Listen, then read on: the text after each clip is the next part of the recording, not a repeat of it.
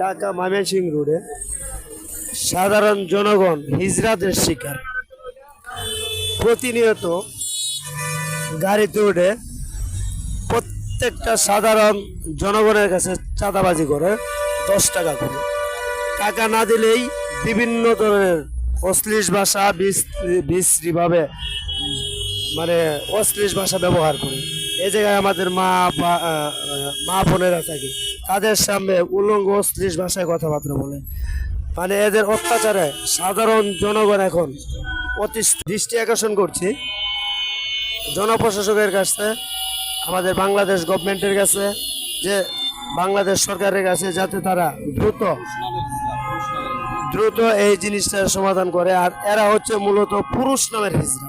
প্রত্যেকেরই বউ পোলাবান আছে, সংসার আছে, কিন্তু তারা মুখোশধারী হিজড়া হয়ে গেছে।